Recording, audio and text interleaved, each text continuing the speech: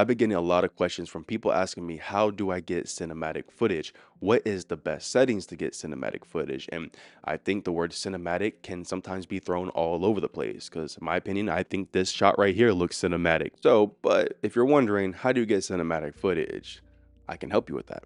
Let's talk about it. Number one, which should be the first thing you do every single time you pull out your camera, you want to check and set the proper white balance. If you're outside filming, your white balance should be at 5600 kelvins to match the sunlight, especially if you're just using the sunlight and you're not using no other artificial lighting. You don't want to be outside and your white balance is set to 3200 kelvins and then you say, oh, well, I can just go fix it in post.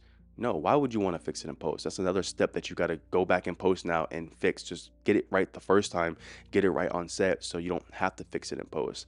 I personally try to get everything right on set so I don't have to fix it in post because I don't want to fix it in post. I want it to be right the first time. Setting the proper white balance, that plays a big role. If you don't set the proper white balance, your image can just look weird. It cannot give the meaning or the message behind it that you're trying to portray. So as I change the white balance down to, let's say, I don't know, 2700 kelvins, I'm almost there. I was at 56. You can see the image is already looking way too blue.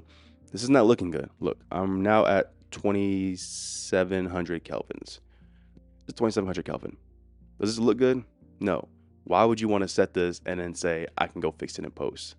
Come on, doesn't make any sense. Don't do that. Get it right the first time. Number two for me is going to be more of an opinion based. I don't really think you have to do this to get cinematic footage, but I prefer it, and a lot of industry standard people prefer it. It's going to be shooting in manual focus. Now, the reason why I say shooting in manual focus is better than always using autofocus is because you have 100% control of what you're going to focus on. Don't get me wrong, my Sony FX6 autofocus is amazing, but if I'm filming 2 or 3 people and I'm wide open at like a T2.1 or a T1.5 or something, well, for photography glass, it would be f-stop, so like a f1.4, and I'm in autofocus and I'm filming 3 people, the autofocus is gonna pretty much have trouble trying to figure out which face to lock on. Not only that, if it locks on one face and there's 2 other people in the frame, they're now going to be blurred out. And if you want them to be not blurred out, you want them to be in focus, you're gonna have difficulty doing that. Not only that, when you're using photography glass and you're shooting in manual focus, the focus throw on that isn't really good, and honestly, it quite sucks. That's why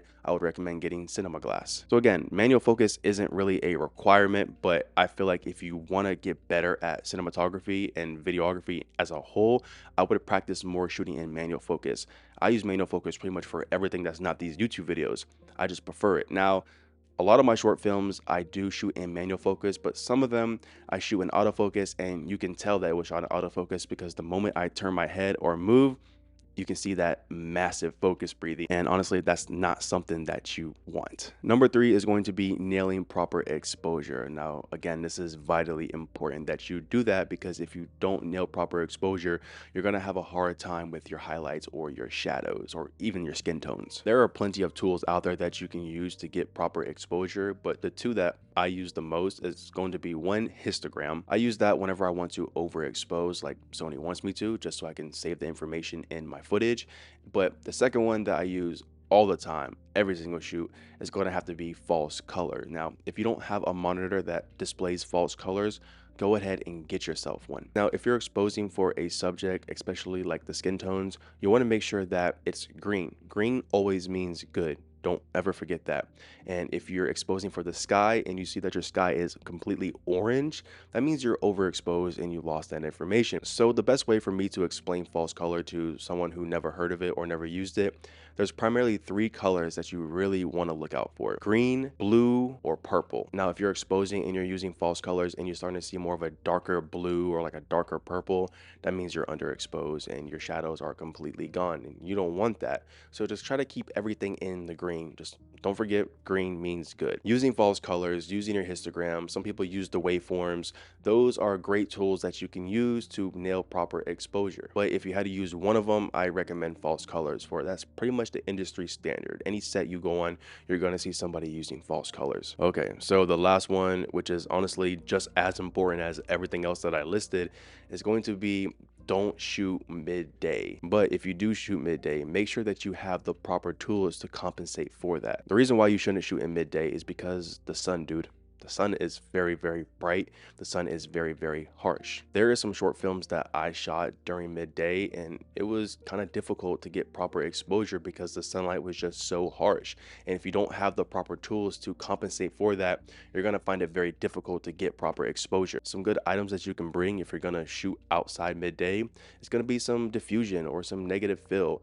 Good diffusion could be bleach muslin, or if you want some negative fill, you can get some what they call floppies. Those work really good, and those are going to help you. And if you put them side by side and see, you're going to see a big difference if you add some diffusion and use the sun as your key light, but just make sure you diffuse it if you want that softer skin tone and you don't want the subject to be so harsh. But if that's the look you're going for, by all means, it can work. Again, there's no right or wrong way when it comes to lighting. Again, lighting is like color grading. It's very subjective to opinions. And that's pretty much it for this video. Those are the 4 tips that I think that can be pretty helpful to someone who wants to get more cinematic looking footage. Just take those 4 steps, put them into practice, and see how your images look. Do it before and after, and see if the 4 tips that I gave you actually improved your filmmaking. If not, you're more than welcome to leave it in the comment section below. That's it for today's video. I'm gonna catch you in the next one. Abiantu, Banjuni.